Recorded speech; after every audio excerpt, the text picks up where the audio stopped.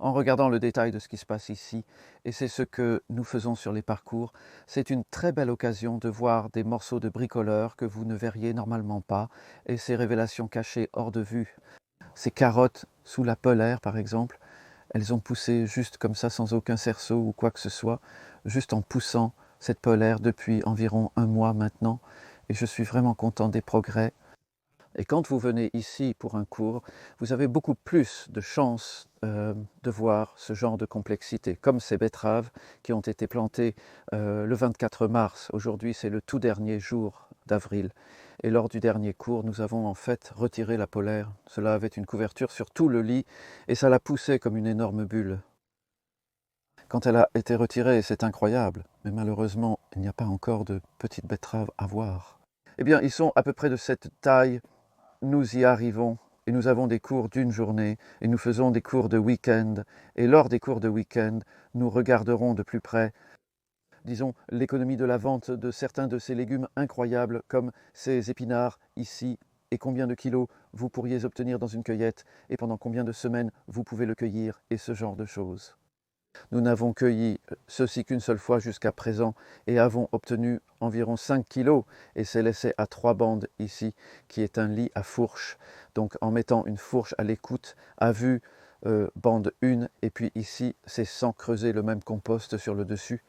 Et j'ai eu plus de temps lors d'une journée de cours pour expliquer cela en détail et vous le voyez aussi.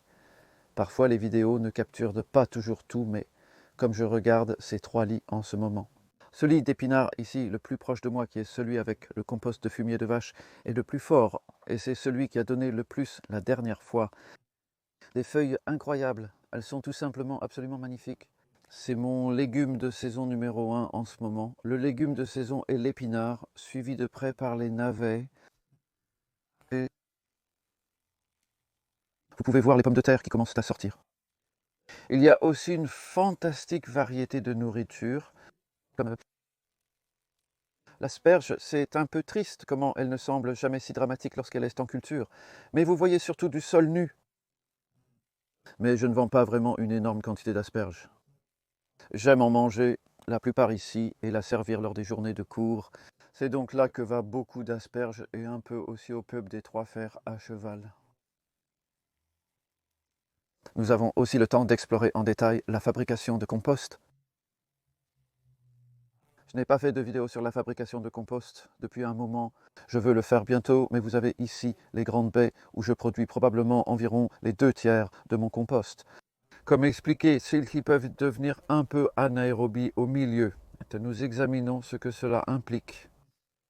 Et nous en avons effectivement étalé ici pour le sécher car l'automne dernier, même si j'ai un toit au-dessus, le compost est devenu humide. Nous mettions aussi des feuilles mouillées. Ce climat ici, il peut être humide.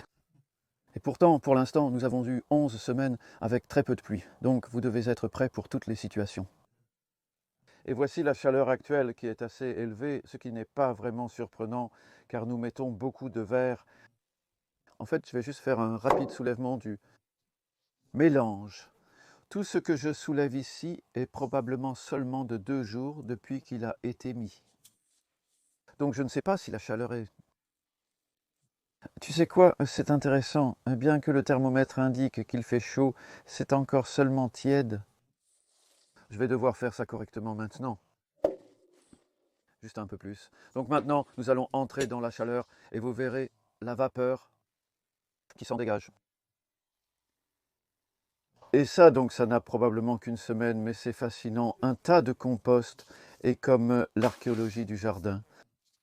Il vous dit ce que vous avez fait récemment et à quel point vous réussissez à le transformer en quelque chose d'utile. Et ces tas deviennent chauds, ils sont grands, mais ils ont aussi ce truc sur l'anaérobie qui peut être un peu un problème. Et puis même depuis la dernière vidéo de visite, tellement de choses se sont passées, comme c'était du chou frisé, des épinards et de la coriandre, et maintenant ce sont des courgettes. J'ai eu un atelier d'énergie ici avec Alana Moore, dans lequel elle a fait de la radiesthésie et a trouvé qu'il y a du stress géopathique qui va directement dans ma maison. Je ne dormais pas très bien en fait, et depuis que nous avons cette tour, c'est beaucoup mieux et je me sens beaucoup mieux en moi-même. Et puis,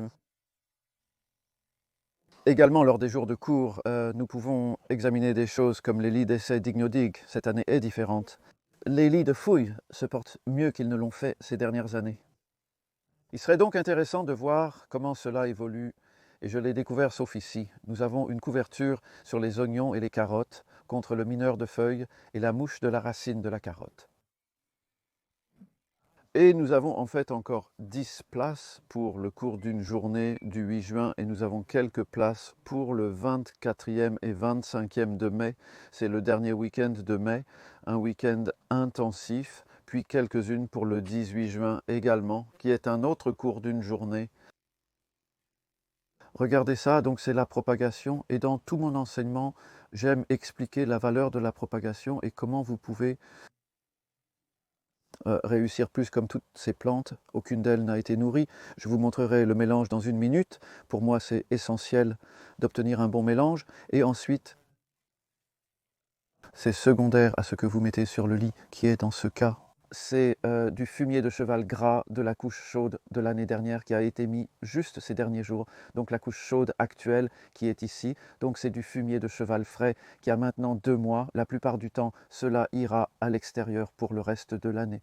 Et nous l'utilisons comme paillis pour le printemps suivant. Et oui, je suis excité en regardant l'été se dérouler et ça commence vraiment ici. Et en fait, le mélange ici de ce que j'utilise, vous pouvez le voir juste ici, c'est juste. Cela n'était pas prévu, mais cela s'est juste passé d'être ici parce que nous sommes sur le point de le mélanger. Et c'est compost de verre fait maison, vous voyez la belle structure de celui-ci et comment il n'est pas trop fin. Ce qui aide à retenir l'air entre ces petites agglomérations. Et puis ici, j'ai mélangé avec le compost fait maison un peu de farine d'algues, des algues séchées, et un peu de poussière de roche de basilic très fine. Et c'est le compost de verre urbain que j'utilise 50 dans le mélange total pour l'alléger ainsi que pour ajouter une bonne structure. En fait, même s'il est tamisé 3 mm, il a un peu de perlite aussi, ce qui aide. Donc oui, vous avez vraiment une bonne sensation ici, à la fois pour la culture à grande échelle et à petite échelle. Regardez ceci pour un lit. Ce lit est maintenant dans son 10e printemps et chaque année, je le plante avec un mélange. Pas toujours le même mélange de plantes, des choses que je veux faire pousser des plantes, qui ne sont pas tant des plantes qui vont bien ensemble en fait, même parce qu'elles vont toutes bien ensemble. Et je demande assez souvent, vous savez pourquoi vous faites pousser du fenouil à côté d'autres choses, parce qu'on m'a dit qu'il n'aime pas les autres plantes, mais il le fait et je pense que c'est en partie sans labour. Cela rend les choses beaucoup plus faciles. Je ne fais pas de rotation, je déplacer les choses. La rotation n'est pas mauvaise, mais je ne fais pas de rotation stricte. Et je veux dire que ce serait difficile dans un petit jardin, par exemple, comme ici, où encore une fois, ça a beaucoup changé la semaine dernière. Le brocoli était là, il attend toujours d'être haché. En fait, pour faire du compost, la courgette est entrée, que je devrais couvrir. Il y a probablement des nuits froides à venir. Le lundi, mardi, 4e, 5e de juin, j'ai l'œil sur celui-là. Donc, nous les couvririons comme ici. Je garde une couverture sur ceci parce que ce sont des tomates que je ne plante normalement pas. Sitôt, c'est pourquoi tout est si différent et vous savez, il est vraiment difficile de dire exactement ce qu'il faut faire à l'avance. Et il y a un mois, je n'aurais pas recommandé ou prévu de mettre des tomates ici. Et avant la fin d'avril, mais je l'ai fait. Et il fait en fait 26 degrés. Autres années, 70 ici aujourd'hui, ce qui pour nous, c'est une journée d'été. Et pendant l'été ou même pendant le reste du printemps, je vais être un peu absent, donc je suis content d'être en avance, comme je vais aux Pays-Bas le week-end prochain. Ce seront des cours de jour les 10e et 11e mai, je mettrai les détails de ceci dans la description. Je suis heureux de les mentionner maintenant parce que je sais qu'il y a toujours, quand je vais quelque part, des gens qui disent que j'aurais aimé être au courant de ça. Et ensuite, je serai en Alaska, à Anchorage, le 15e mai. Vous savez aussi parler lors de conférences où vous pouvez réserver des billets. 6e et 17e mai, et puis revenir ici, il y a début juin. Des événements en Sussex, je fais une soirée à La Grange, Petit Londres. C'est un endroit tellement agréable. Allez le voir à Chichester et juste au nord de là. Le jour suivant, dans une ferme à l'extrémité sud des South Downs. C'est aussi un bel endroit. Il y a West Westerlands, un fermier qui donne un cours d'une journée et beaucoup de belles discussions sur l'amélioration de l'environnement. Et ensuite ici, une journée portes ouvertes aura lieu ici le dimanche 8 juin.